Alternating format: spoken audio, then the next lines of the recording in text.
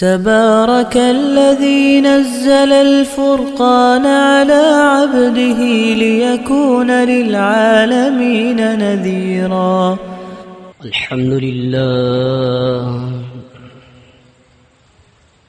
سبحان الله وبحمده سبحان الله العظيم.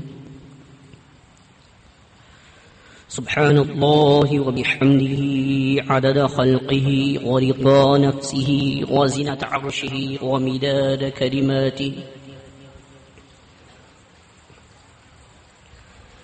إن الحمد لله نحمده ونستعينه ونستغفره.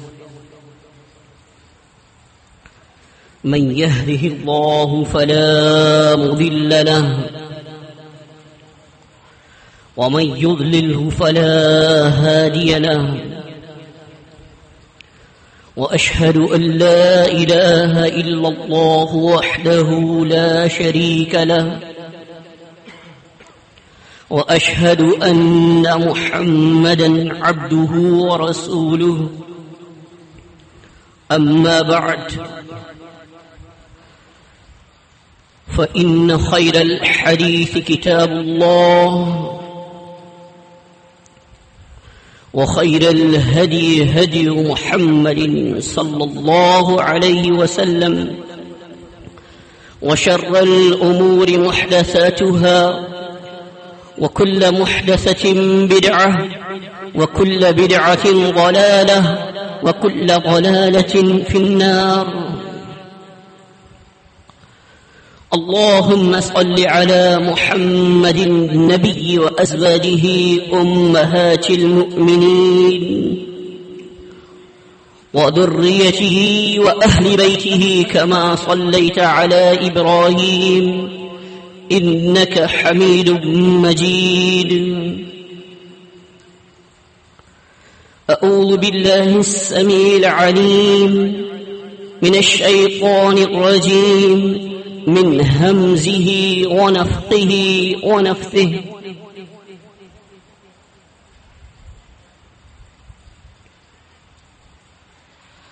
اللہ مالک الملک جل وعلا کا ارشاد عالی شان،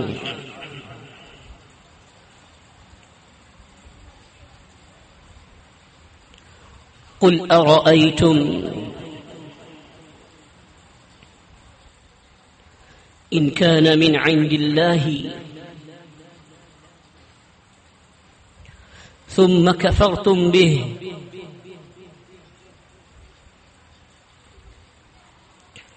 فمن أضل ممن هو في شقاق بعيد.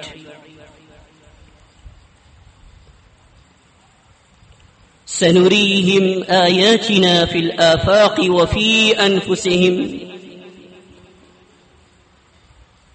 حتى يتبين لهم أنه الحق.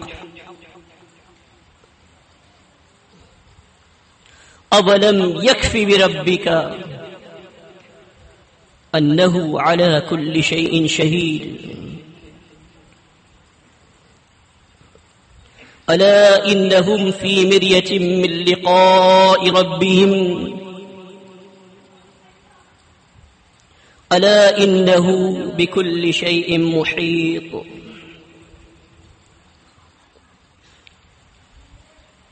اللہ کے کلام ذی شان، کلام بابرکت کی سورہ سورہ حامیم سجدہ، نشان سورہ 41 کی آخری آیات آپ کے سامنے رب جل وعلا کی توفیق سے پیش کی گئی ہیں.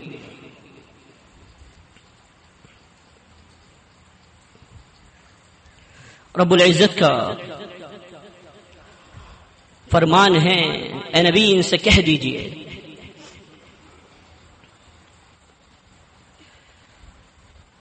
تم مجھے بتاؤ کہ اگر یہ دین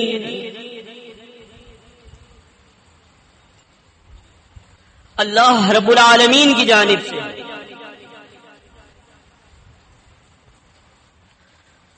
اس کے باوجود پھر بھی تم اس کا انکار کر دو تو پھر اس بیجا مخالفت کے انجام کے اعتبار سے سب سے زیادہ گمراہ کون ہوگا؟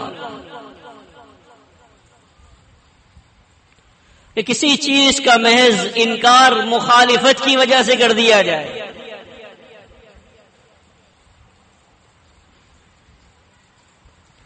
ہم ان کو اپنی آیات،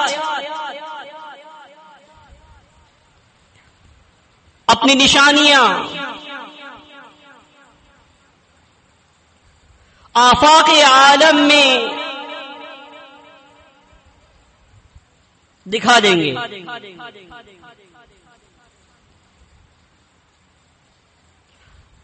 اور آفاق عالم تو کیا ان کے اپنے نفسوں میں وہ نشانیاں دکھا دیں، یہاں تک کہ آخری حد تک یہ بات ثابت ہو جائے گی انہ الحق، کہ یہ دین اسلام حق ہے۔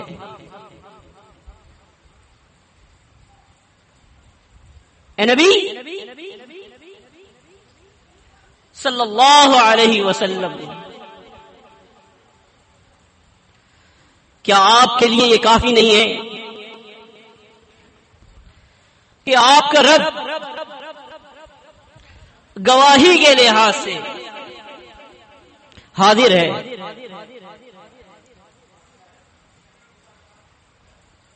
خبردار،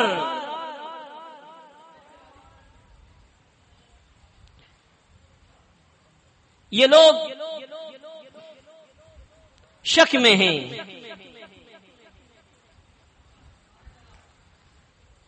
اپنے رب سے ملاقات کے حوالے سے۔ خبردار کہ وہ اللہ مالک کائنات ہر چیز کو گھیرے ہوئے ہے،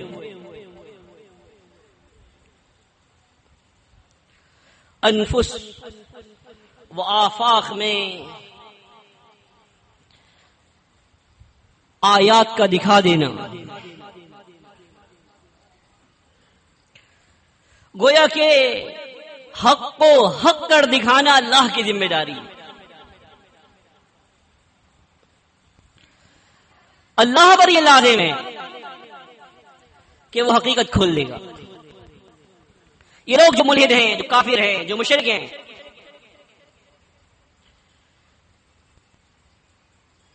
ان کے سامنے جب سورج آتا ہے اس کو دیکھتے ہیں، لیکن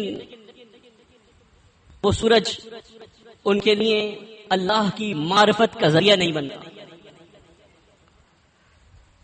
ان کے سامنے چاند نمودار ہوتا ہے، لیکن وہ چاند حقیقت کو آشکار کرنے کے لیے ان کے لیے ناکافی ہوتا ہے۔ ہوا ان کو زندگی بخشتی ہے، لیکن ان کو اتنی توفیق نہیں ہے، نہ وہ یہ کر سکتے ہیں کہ ہوا کو پکڑ کے پوچھ لیں کہ ہوا تو ہمیں زندگی کیوں دیتی ہے؟ میرے رب نے اس بات کا جواب دیا، افغیر دین اللہ یبغون،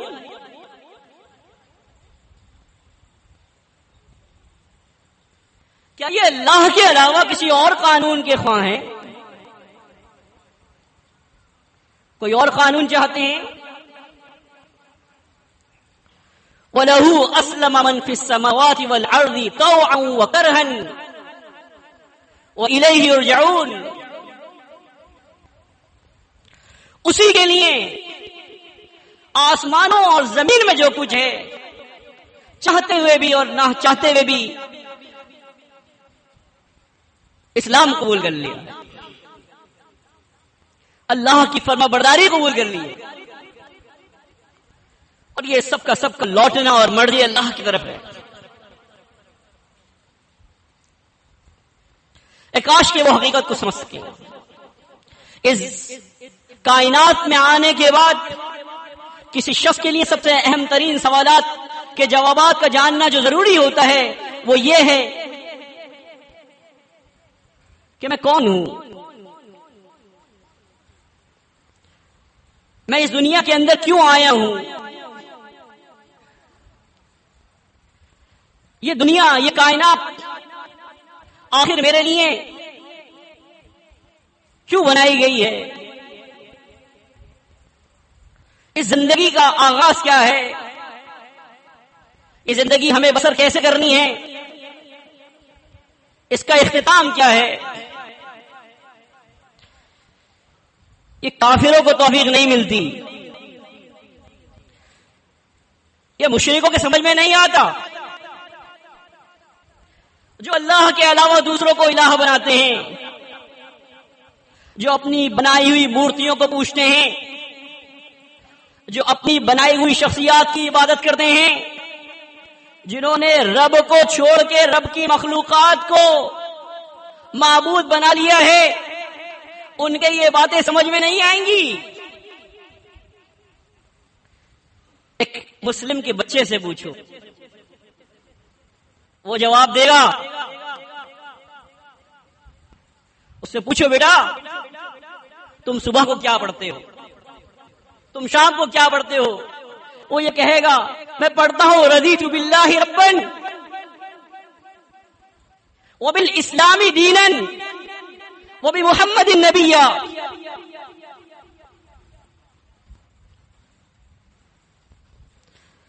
میں اللہ کے رب ہونے سے راضی ہو گیا،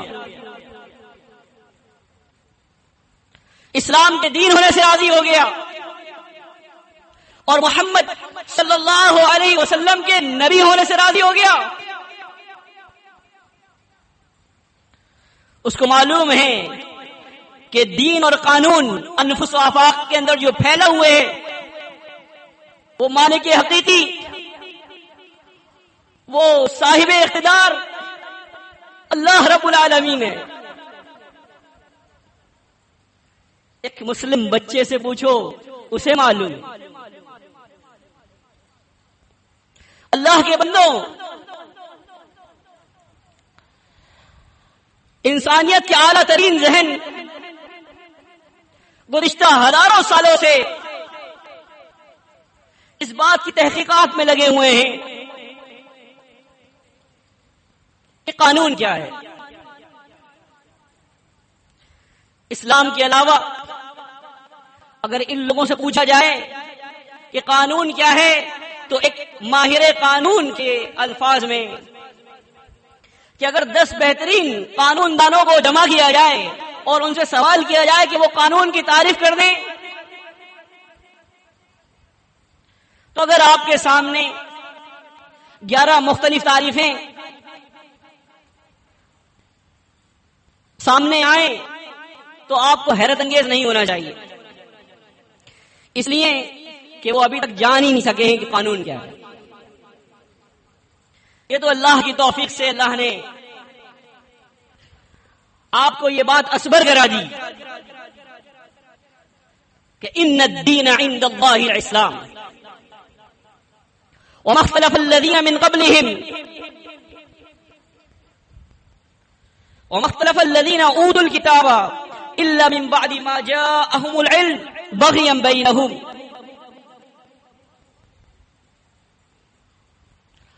بے شک اللہ کے نزدیک دین اسلام ہے، اور اہل کتاب نے اختلاف نہیں کیا مگر اس کے بعد کہ ان کے پاس علم آ گیا محض ہٹ درمی کے خاطر۔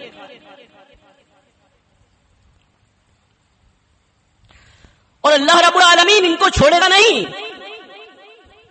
ان سے باز پرس کرے گا، ان سے سوال کرے گا، اس لیے کہ ان اللہ سریع الحساب، اللہ جلد حساب لینے والا ہے۔ آپ دیکھ رہے ہیں کہ عصر حاضر میں مختلف لوگ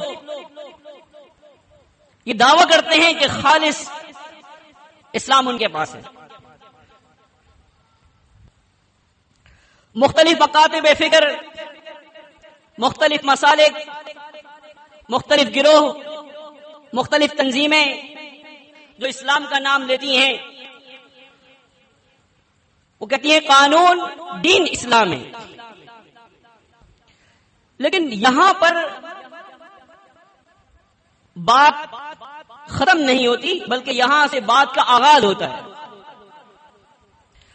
آپ نے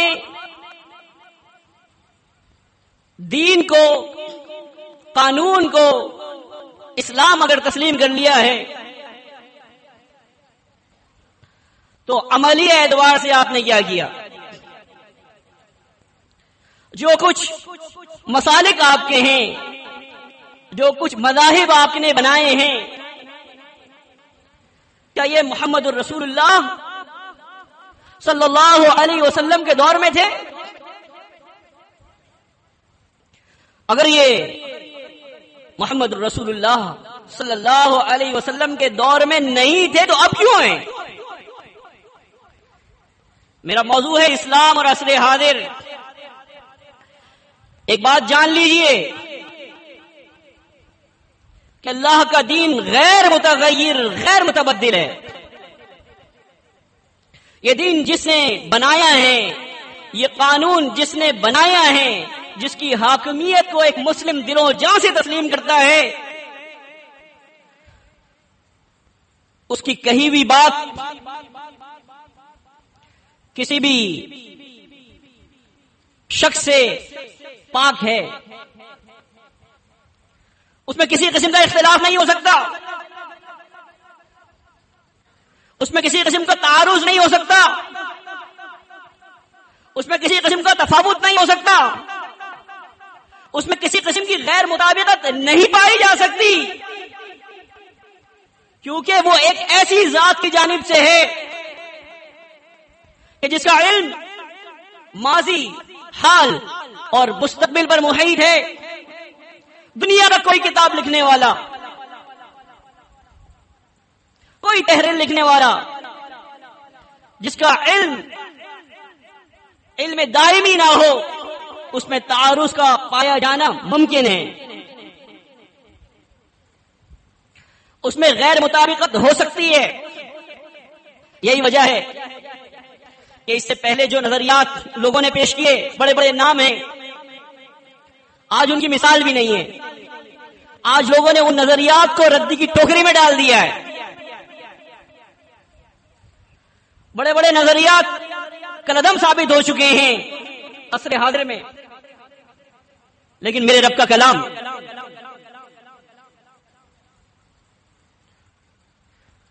اس کا ہر ہر شبد، ہر ہر مت، ہر ہر حرف درخشاں ہے، غلطیوں سے پاک ہے، سہو سے مبرہ ہے، اس میں کسی قسم کا نقص نہیں پایا جاتا، اس لیے کہ وہ اسلام ہے۔ آج ہم دیکھیں کہ جن چیزوں کو اسلام بنا کر پیش کیا جا رہا ہے،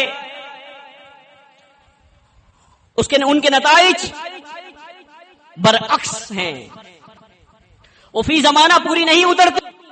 جب ان سے پوچھا جائے کہ اسلام کا ماخذ تو دو چیزیں ہیں،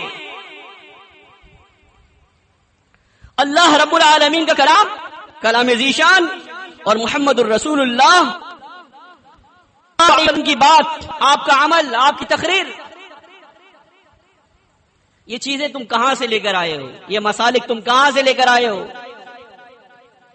کوئی جواب نہیں ہے ان کے پاس۔ اے مسلمین کی جماعت، آپ یہ بات جان لیجئے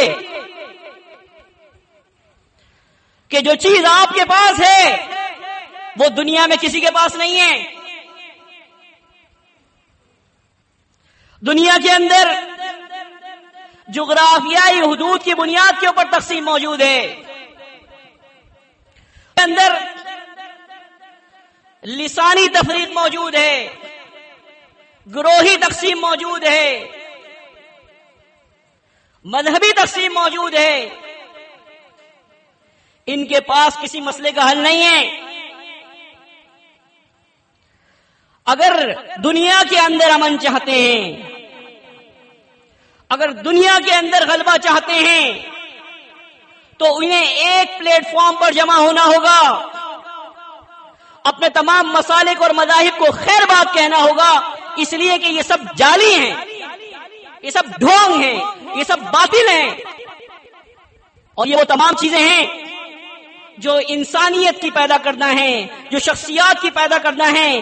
ان کے پیچھے اللہ اور اس کے رسول صلی اللہ علیہ وسلم کی طرف سے کوئی حجت، کوئی برہان موجود نہیں ہے. اگر برہان ہے تو اپنے مسالک کو ثابت کر دیں، ان کے ناموں کو ثابت کر دیں. نہیں پیش کر سکیں گے، قیامت تک نہیں پیش کر سکیں گے.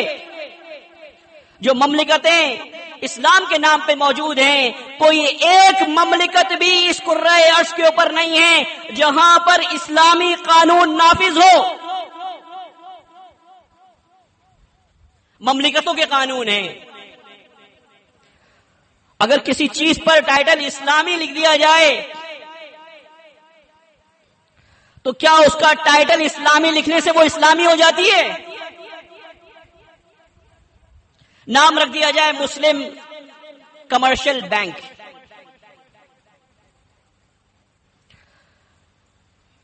جناب اندر سود کا کاروبار ہو رہا ہے، کیا وہ اسلامی ہو جائے گی؟ آپ یہ بات جان لیجئے کہ یہ تہذیب، تمدن، معاشرت اور معیشت، ان تمام چیزوں کا تعلق اسلام سے ہے. اور جماعت المسلمین نے جو لاہ عمل پیش کیا ہے، ہر اعتبار سے دنیا اس کا جواب دینے سے قاصر ہے. اس لیے کہ ان کے پاس اس کے علاوہ کوئی اور حل نہیں ہے، اور اس کو تسلیم کرنے کے اندر ان کی چودراہٹوں کا مسئلہ ہے، ان کے پیٹ کا مسئلہ ہے، ان کے نظریات کا مسئلہ ہے، ان کے آباء و اجداد کا مسئلہ ہے، ان کی ناک کا مسئلہ ہے، ان کی انانیت کا مسئلہ ہے جو کبھی ختم نہیں ہو سکتا. اگر ہم یہ چاہتے ہیں کہ اس دنیا کے اندر اسلام قائم ہو تو جماعت المسلمین اس دنیا کو یہ بتاتی ہے کہ اگر دنیا کے اندر اسلام چاہتے ہو تو انفس اور آفاق کی ان آیات کے اوپر، ان نشانیوں پر غور کرو جو محمد الرسول اللہ صلی اللہ علیہ وسلم کے ذریعے سے آسمان سے نازل ہوئی. نزل علی محمد وهو الحق من ربهم، جو محمد صلی اللہ علیہ وسلم پر نازل ہوا اور وہ آپ کے رب کی طرف سے حق ہے. حقیقت کو، حق کو اگر پیچھے ڈال دیا جائے اور اس کے بعد اور دیگر نظام لے آئے جائیں تو اس دنیا کے اندر سکون میسر نہیں آ سکتا. یہ دنیا جس خالق کی بنائی ہوئی ہے، جس مالک کی بنائی ہوئی ہے، اگر اس دنیا میں جب تک اس خالق، اس مالک، اس حاکم کا قانون نافذ نہیں کیا جائے گا تو دنیا کے اندر امن نہیں آئے گا. دنیا بدل رہی ہے، جبر و استبداد لرز رہا ہے، یہ سب ٹکڑے ٹکڑے ہو رہے ہیں اور ان کا آخر یہ لوگ ختم ہو جائیں گے اسی طرح سے لڑ کر. اللہ رب العالمین نے اپنے بندوں کو قیادت سونپنی ہے کہ وہ اسلام کا کام لیں گے، وہ توحید کا علم لیں گے اور اس دنیا کے اوپر حکومت کریں گے. اور اس جماعت المسلمین کو آپ نے، اے مسلمین، آپ نے فتنوں سے بچاتے ہوئے امام مہدی علیہ السلام کے حوالے کرنا ہے. یہ کوئی معمولی ٹاسک نہیں ہے، یہ کوئی کانٹوں کی سیج نہیں ہے. آپ سمجھ سکتے ہیں کہ کانٹوں کی سیج کیا ہوتی ہے اور پھولوں کی سیج کیا ہوتی ہے. اگر آپ یہ سمجھتے ہیں کہ اس میں پھول ملیں گے آپ کو، اگر آپ یہ سمجھتے ہیں کہ آپ کا استقبال کیا جائے گا، اگر آپ یہ سمجھتے ہیں کہ آپ کو ہار پہنائے جائیں گے، تو ایسا نہیں ہوگا. بڑے کٹھن مراحل کو آپ نے طے کرنا ہے. عصر حاضر کے اندر ہمیں یہ دیکھنا ہے کہ آئندہ مستقبل کے اندر جن چیزوں کا مقابلہ ہم نے یا ہماری آئندہ آنے والی نسلوں نے کرنا ہے، کیا ہم نے علمی اعتبار سے، کیا ہم نے انتظامی اعتبار سے اپنے آپ کو اس کے لیے تیار کر لیا یا نہیں کیا؟ اے اللہ کے بندو،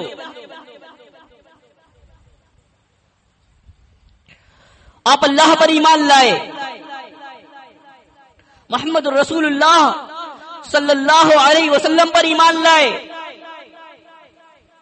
اللہ کے فرشتوں پہ ایمان لائے، اس کی کتابوں پہ ایمان لائے، یوم آخرت پہ ایمان لائے، قدر پہ ایمان لائے، اس کے شر اور اس کے خیر کو آپ نے تسلیم کر لیا. آپ نے یہ جان لیا کہ اسلام کیا ہے. نمازوں کو آپ نے قائم کیا، زکاتوں کو آپ نے دیا، اور اللہ کی توفیق کے ساتھ آپ نے فرض روزے رکھے. اور اس کے بعد حدیث جبریل علیہ السلام، مختصر طور پر اس کا مفہوم میں آپ کو بیان کروں گا. اس کے بعد آپ نے اگر اللہ نے استعداد دی حج بیت اللہ بھی کیا. یہ تمام چیزیں کرنے کے بعد یہ سارے دینی احکامات ہیں صحیح مسلم کی حدیث کی روشنی میں. جو چیز آپ پر لازم ہوتی ہے وہ یہ کہ آپ مسلمین سے وابستہ رہیں عصر حاضر میں. اگر اللہ رب العالمین کے نبی صلی اللہ علیہ وسلم نے یہ پیشن گوئی کی ہو کہ وہ فتنوں کے زمانے میں فرقے موجود ہوں گے، تو الجماع بھی موجود ہوگی. الجماع کی موجودگی اور فرقوں کی موجودگی آپ کے رب کی طرف سے یہ آیا ہے، آپ کے لیے نشانی ہے کہ آپ ہر صورت کے اندر الجماع کو تقویت دیں گے، الجماع کی نصرت کریں گے، الجماع سے وابستہ رہیں گے. آپ کی خوشی، آپ کی غمی، آپ کی تنگی، آپ کی اسرت، آپ کی یسرت، آپ کی ہر چیز الجماع کے لیے ہوگی. تو یقین جانیے کہ یہ دین مستحکم ہوگا. محمد الرسول اللہ صلی اللہ علیہ وسلم کی وصیت تو آپ کو یاد ہے نا. شر کے زمانے میں صحیح بخاری اور صحیح مسلم کی حدیث محمد الرسول اللہ صلی اللہ علیہ وسلم نے کیا بتایا تھا صحابی رسول حضرت حذیفہ بن یمان رضی اللہ تعالیٰ عنہ کو؟ تلزموا جماعت المسلمین و امامہم. اے حذیفہ، جماعت المسلمین سے وابستہ ہو جانا، ان کے امام سے وابستہ ہو جانا. اگر آپ یہ چاہتے ہیں عصر حاضر میں کہ اللہ کا دین مستحکم ہو، تو فرقوں کے استیصال کے لیے آپ کو اٹھنا ہوگا. اور جن لوگوں کے دل کے اندر ابھی بھی ان کے لیے جگہ ہے، جن لوگوں نے اللہ کے دین کو بدل دیا، جن لوگوں نے اللہ کے قانون کو بدل دیا، جن لوگوں نے اللہ کی شریعت کے مد مقابل اپنے مذاہب اور اپنے مسالک کو لے آئے، تو ایسے لوگوں کو جماعت المسلمین کو ان کی ضرورت نہیں ہے. آج سن لیجئے کہ اگر کوئی شخص جو جماعت المسلمین میں آیا ہے، اگر جماعت المسلمین ہی کو حق سمجھ کے آیا ہے تو بہت اچھی بات ہے. اس لیے کہ یہ میری بات نہیں ہے، یہ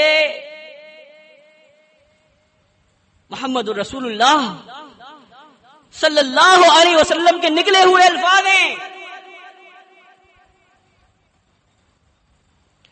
کہ جن کی زبان سے حق کے علاوہ کچھ اور نہیں نکلتا تھا. وما ينطق عن الهوى ان هو الا وحی یوحی، نبی تو اپنی طرف سے کچھ کہتے ہی نہیں ہیں، یہ تو وہ کہتے ہیں جو ان کی طرف وحی کیا جاتا ہے. تو محمد الرسول اللہ صلی اللہ علیہ وسلم نے فرمایا، اے لوگوں سن لو، ثلاث لا یغل علیہن قلب مومن، تین چیزیں ایسی ہیں کہ جن کے سلسلے میں مومن کا دل خیانت نہیں کرتا، کھپٹ نہیں آتی، کسی قسم کا انقباس نہیں آتا، کسی قسم کا تردد پیدا نہیں ہوتا اس کے دل میں، کسی قسم کا شک کا شائبہ نہیں آتا. وہ تین چیزیں کون سی ہیں؟ ہم میں سے ہر ایک شخص ٹڈولے کہ اس کے دل کے اندر یہ تین چیزیں ہیں یا نہیں ہیں. اگر یہ تین چیزیں ہیں تو یقین جانیے اور آج اس نوید کو سن کے جائیے کہ انشاءاللہ اسلام کا غلبہ ہوگا اور مسلمین کامرانی سے ہمکنار ہوں گے. اگر یہ تین چیزیں ہیں آپ کے دل میں، وہ کون سی تین چیزیں ہیں؟ مستدرک حاکم کی صحیح سند سے حدیث، اخلاص العمل للہ، خالص عمل اللہ کے لیے کرنا، کسی کو دکھاوے کے لیے نہیں، کوئی ریاکاری مقصود نہ ہو، کسی مفاد کے خاطر نہیں، کوئی لالچ نہیں ہو، کوئی رشتے یا کوئی تعلق داری کی وجہ سے نہیں، خالص اللہ کے لیے، اخلاص العمل للہ. والطاعۃ لذوی الامر، امراء کی اطاعت کرنا بڑا کٹھن مرحلہ ہے. کیوں فرمایا اللہ کے نبی صلی اللہ علیہ وسلم؟ اس لیے کہ اسلام کا غلبہ چاہتا ہے اللہ رب العالمین اس زمین پر. آپ دیکھیں مسلمین میں ان لوگوں کو کہ جو اپنی شاخوں میں جنہوں نے ٹسل پیدا کی ہوئی ہے، یا امراء کی اہمیت کو وہ نہیں جانتے، اس کی قدر و منزلت کو نہیں جانتے، اس لیے کہ وہ اللہ کا سفیر ہے. ان کے دل میں اللہ نے مرض پیدا کیا ہوا ہے کہ وہ اس کی قدر کو جان نہیں سکتے. اللہ کے بندوں، اگر آپ اس زمین پر اسلامی غلبہ چاہتے ہیں تو یہ زمین پر اللہ کے نمائندے ہیں پوری دنیا میں، جماعت المسلمین کے امراء، ان کی اطاعت کرنی ہے آپ نے. اور یہ محمد الرسول اللہ صلی اللہ علیہ وسلم نے فرمایا وَلُزُومُ جماعت المسلمین، اور جماعت المسلمین کے ساتھ وابستہ رہنا. بھئی یہ وابستگی کیا چیز ہے؟ یہ وابستگی چیز کیا ہے؟ چمٹے رہنا جماعت المسلمین سے. ایک آدمی اگر جماعت کے اندر ہو، نماز پڑھ رہا ہو جماعت کے ساتھ، لیکن اس کے باوجود بھی اس کے عمل نماز کے ساتھ نہ، امام کے ساتھ نہ ہو، امام کی اقتداء میں نہ ہو، کیا وہ جماعت کے ساتھ ہے؟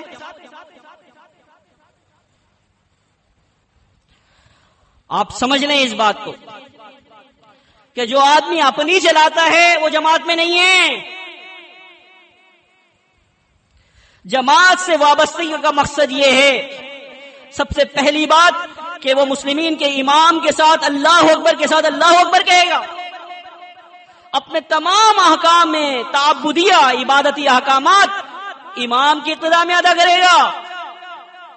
اپنے تمام احکامات دینیہ اور مسائل اور جو بھی دنیا کے معاملات ہیں وہ امراء جو ہیں جن کو امام نے مقرر کیا ہے اس کے مطابقت سے کرے گا،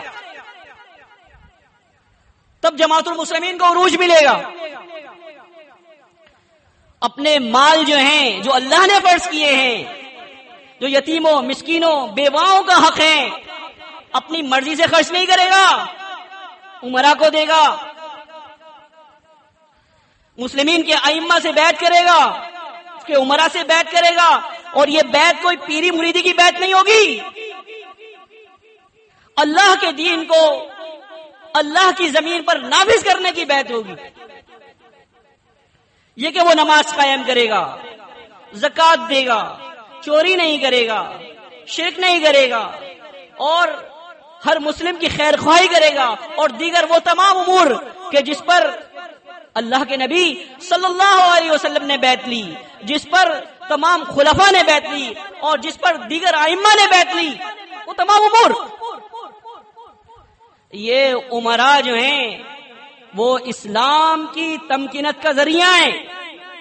جماعت المسلمین سے وابستگی یہ ہے کہ جماعت المسلمین میں شامل رہا جائے، اپنے نظریات اور اپنی اور دیگر چیزیں ان کو پھیلانا، اور وہ چیزوں کا ثبوت اللہ اور اس کے رسول سے نہ دینا اسلامی احکامات کی خلاف ورزی ہے، چاہے وہ اندر ہو چاہے وہ باہر ہو۔ افتراق شرک ہے، ہر صورت میں شرک ہے۔ وہ اگر کوئی اندر رہ کے کرتا ہے یا باہر کسی الگ نام سے موسوم ہو کے کرتا ہے تو یہ دونوں اللہ کو پتا ہے کہ کون کیا کر رہا ہے، اس کے نتائج بھگتنے ہوتے ہیں۔ الغرض یہ کہ یہ بات سمجھ لیجیے عصر حاضر میں جس چیز کی آپ کو ضرورت ہے کہ آپ نے دنیا کے اندر جو عریانیت کی الغار ہے اس کو سمجھنا ہے۔ وہ مسلم خواتین کہ جن کو اللہ رب العالمین نے چادر دی ہے عصمت کی، عفت کی، اللہ رب العالمین نے ان کو عظمت عطا کی ہے، اور یہ عظمت اسلام کے باعث ہے۔ ان کو یہ بات سمجھانی ہے کہ آپ کا مقام کیا ہے۔ یہ لوگ چاہتے ہیں، یہ مغربی تہذیبیں چاہتی ہیں کہ ان کو بازار کی زینت بنا دیا جائے۔ آپ یہ بات سمجھیں کہ ہمیں ان چیزوں پر عمل کرنا ہے جو ہمیں ہمارے رب کی طرف سے عطا کی ہوئی ہیں۔ یہ چاہتے ہیں کہ ہمارے بچے ان کی تہذیب و تمدن سے متاثر ہو۔ آپ نے اپنے گھروں میں اہتمام کرنا ہے کہ آپ اللہ کے دین کی درس و تدریس، اللہ کی کتاب کی تلاوت اس کا معمول بنائیں۔ عصر حاضر کے اندر اسلامی تقاضے یہ ہیں کہ ہمیں طرز معاشرت اسلامی خطوط کے اوپر استوار کرنی ہوگی، ہمیں اپنی تمام چیزیں طرز معیشت اسلامی خطوط کے اوپر جو ہے وہ اس کو استوار کرنا ہوگا۔ اور اگر ہم اس سے پہلو تہی کریں گے تو یاد رکھیے اور یہ بات بھولیے گا نہیں کہ آئندہ رسوائی ہمارا مقدر ہوگی۔ لیکن اگر ہم نے اللہ کی کتاب کی تلاوت کی، اس کو سیکھا، اس کو سکھایا، اس پر عمل کیا، محمد رسول اللہ صلی اللہ علیہ وسلم کی شریعت جو آپ پر نازل ہوئی، جو حق ہے، اس کے اوپر عمل کیا، اس کو سیکھا، اس کو سکھایا اور اس کو بتلایا، امراء کی اطاعت کی اور جماعت المسلمین کی اہمیت کو سمجھا، تو یہ چیز انشاءاللہ العزیز کوئی شخص آپ سے نہیں چھین سکے گا۔ یہ وہ سرمایہ ہے۔ اور وہ وقت یاد کیجئے کہ جب اللہ کے سامنے کھڑا ہونا ہے، اپنے اعمال کا حساب و کتاب اللہ کو دینا ہے۔ آپ جانتے ہیں یہ آفاق جس کے اندر ایک چھوٹا سا کرہ ہماری زمین ہے، یہ پورا جو فلک ہے اس کے اندر تمام سیارے بشمول ہماری زمین کے گردش کر رہے ہیں۔ اگر کسی رصدگاہ سے یہ اعلان ہو کہ اب یہ قوت ثقل جو ہے یہ ختم ہونے والی ہے، بہت تیزی کے ساتھ یہ زمین سورج کی طرف بڑھنا شروع ہو جائے گی، اور اس کے بعد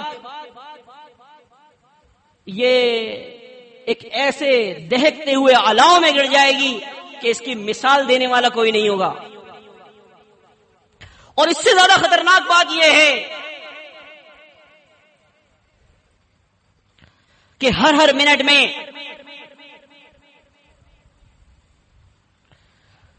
تقریباً 100 آدمی اس دنیا سے جا رہے ہیں. اگر 24 گھنٹے کا حساب لگایا جائے تو 15 لاکھ افراد اس دنیا سے رخصت ہو جاتے ہیں.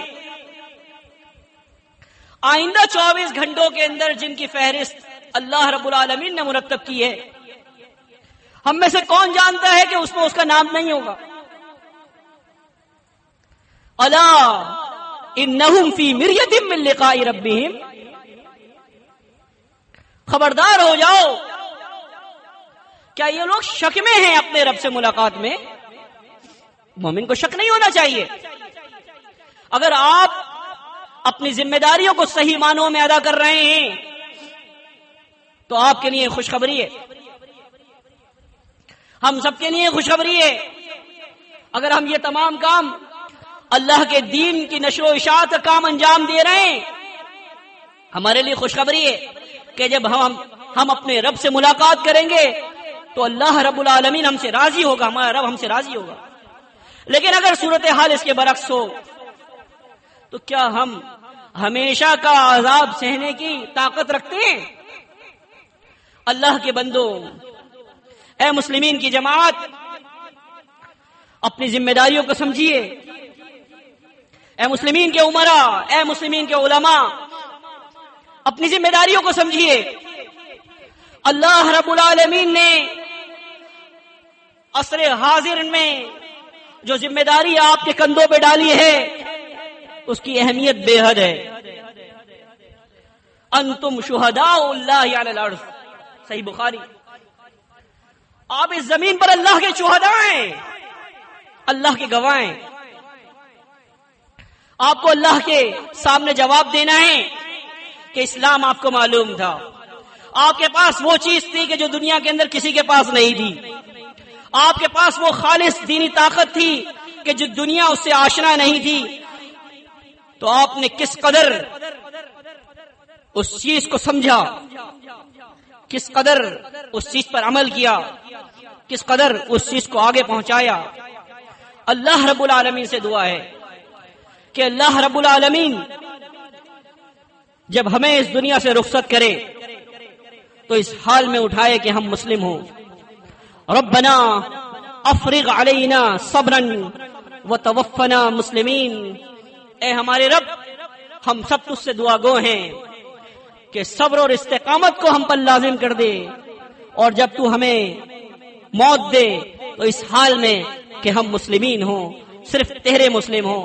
اقول قولی هذا لی ولکم استغفر اللہ استغفر اللہ استغفر اللہ. تبارك الذي نزل الفرقان على عبده ليكون للعالمين